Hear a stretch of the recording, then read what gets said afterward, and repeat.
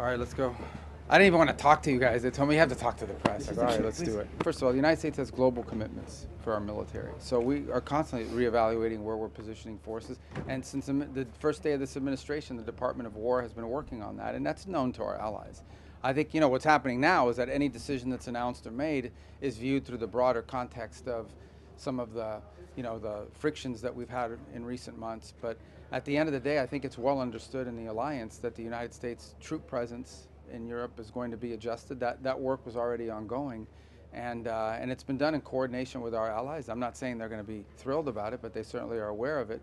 This is not a decision that was made on the back of a napkin. I mean, this has been an ongoing process involving other countries as well and the contributions they can make. It's not just our force posture, it's what other countries can contribute as well to come up with something that works for NATO and that's realistic and that allows us to force posture, for example, in a true front conflict. So, but again, this is all technical work that's being done by military people. These are not political decisions.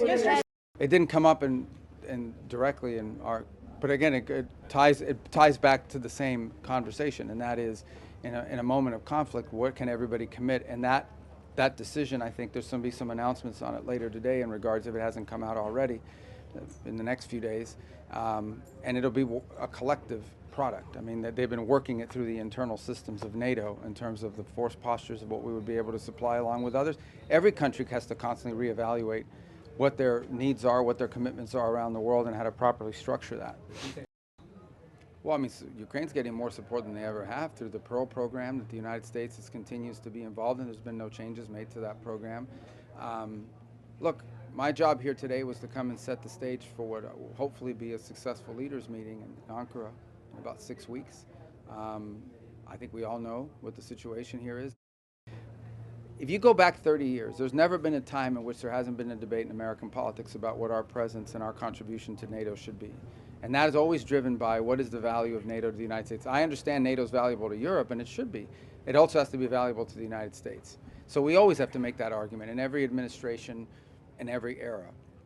And that's what we're in the process of doing now, is explaining, this is the value of NATO to the United States. It's related to that is what our force posture is within that alliance, what our contributions are. There are some countries that have doubled their defense spending over the last few years. There are others that are still lagging. In the end, the goal is to have a NATO that is strong, and the stronger our NATO allies are, the stronger NATO is going to be. For more such videos, subscribe to the NewsX YouTube channel, hit the bell icon.